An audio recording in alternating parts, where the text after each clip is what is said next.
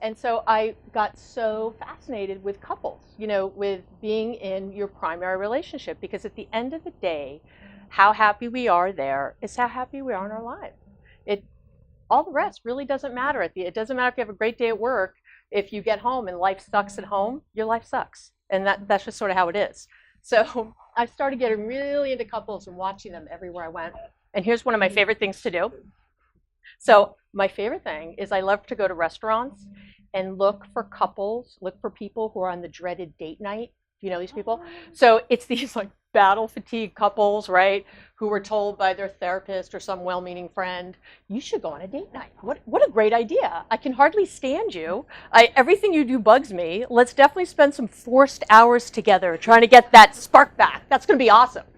And what's so sad is that they leave and they start to think, I can't change my relationship because my partner refuses to change. Or we have tried so many times to make changes, we've made them, and we always backslide. Or we've been this way for years, it's going to take so long to change this. And I already feel defeated. I see people nodding, you relate. And what I found, and what makes me so sad, is that that's all a lie. And it's a lie because it's based on a lie. And it's the big lie that everyone believes is that our days are based on 24 hours. And they're not. And so I'm gonna rock your world a little bit with sort of a paradigm shift of another way to look at your life and those of your clients and everything you do. And that is, instead of basing your life, your day on 24 hours, I want you to base your day on something I call apps instead of hours. So if you think about, your smartphone with all your apps on it, right? Got your calendar and your iTunes and your Facebook and all your stuff. And all that's very distracting, isn't it? Lots of apps, got a lot of apps open, lots of stuff going on. Well, in our personal lives, right, we're the same. So if you think about your day and you think about, I've got all these things to do, and then you look at your schedule and you fit everything into those hours, right? You divide everything up by the hours and you put it all together. But if you're like me, you run around all day, you work, commute, take care of the kids, shop, do all that stuff, and you get home and you still have tons of hours left in your night, right? You still have tons of hours left. But by 7 o'clock, you're binge watching This Is Us, vegging on the couch, right? Eating all the things you didn't allow yourself all day. And that is because you're not paying attention to your apps. So your apps are, again, all these things, all the stuff I just mentioned, the commuting, all that. But there are also things going on that you're not aware of that are what I call the background apps, right? So that's your, for me, it's my aging mom in Florida, right? It might be your some bills you haven't paid, the root canal you haven't had, right? That gray hair you found this morning, it wasn't on your head, right? All the things that happen in the course of the day that you have going on, planning summer camps and scheduling things, all those extra things, right? They're all apps that are running that you're just not aware of, and they're all draining the battery. So when you're looking at your day, it's not about the time in your day, it's about the mind in your day. And that's why you can get to 7 o'clock at night and still have hours left till you go to sleep, right? But you're exhausted. I'm done. I don't want to do anything else. I don't want to have rock star sex with my partner or go to the gym or do any of these things I'm supposed to do. And this is really the reason that self-help books fail. Because they give us things more to do, more apps to open, and they don't take care of the other apps, right? They just keep adding onto the day. And this is also why if you've tried to work out or do other things and you haven't been successful, right? It's the same kind of thing. So what do you do? So people always say, well, that's nice, Abby. That's a great, what do I do? Well, the first thing is to understand what your apps are made of. Your apps in you are made up of willpower. And what's willpower, right? Willpower is your ability to resist any urge or impulse. And at the center of a happy, connected, fulfilling life is your ability to resist impulses and urges, right? So you want to be more productive, you got to resist the urge to scroll through Facebook, right?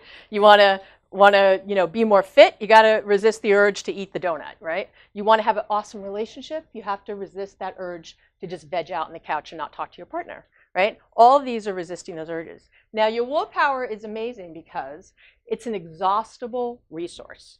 You wake up every morning with the most willpower you're going to have all day. You're at your top, okay?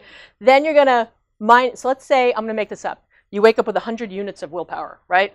Then you have your commute, right? You're all those things. You're eating breakfast, you're showering, you're taking care of the kids, getting them all to school, right? So mama's got to go to work. So, right? So you do your things, you do all that. And God forbid you don't love, I love my job. I'm like the luckiest human alive. I love my job. So it doesn't take a lot of apps. It doesn't take a lot of willpower to do it. But if you hate your job and it's a grind, if you're working with a client who's miserable, guess what? So instead of, my day might be 25 willpower units, but that person would be 50. And then you have commuting, one of the worst sucks on on willpower, right? On those apps. And by the time you get to the end of your day, you get home at, let's even say 6 o'clock. And you're like, oh, I have till 10 o'clock till I go to bed. You're likely behind the 8 ball by the time you get home, and you think you're going to do all these things. Now, the other big secret nobody tells you, I don't know why I didn't learn this in school. I've had a lot of schooling too, right? Jew from New York, that's all we do is go to school. I never learned this there.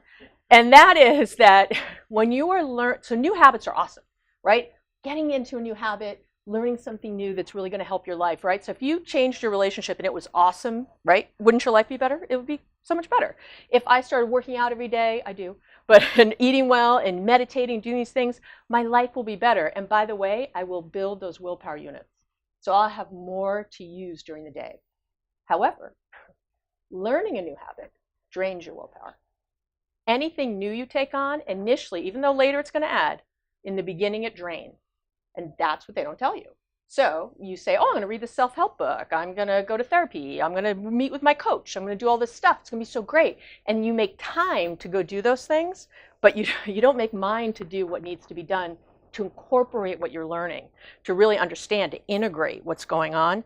And this is why all of us, we work with people, we tell them, right, what to do. We give them all kinds of good things. They have an aha in the office, right? Such an awesome moment when they're really getting you and they really understand. Isn't that the best? That's my best feeling. I love that thing, right? And then they go away and they don't do it. Over and over. And then you meet again and you re-strategize and you're like, well, maybe I missed something. Let's try this. Let's do that, right? And you do it again, right? Everyone feels good. And then they leave and what happens? It's again, it didn't happen. And this is why. Because you can't start by just adding. We already have very full plates. So the secret is you have to take things off your plate first. You have to have things that are going to leave before you're going to add. So I always ask people when they come in, that's great, you're here for executive coaching, couples therapy, whatever you're here for. What are you going to take off your plate so that this can work? And I don't care if that's hiring someone to help clean the house. I don't care if it's getting someone to carpool. I don't care if it's, you're going to say no to that bake sale you volunteered for at school. All those things have to come off for this thing to come on. And the beauty is once you get better at this new thing that's on, you'll have more. You'll have more energy, more mental bandwidth, more capacity to deal with the rest. So then you can add the bake sale. Then you can add those other things.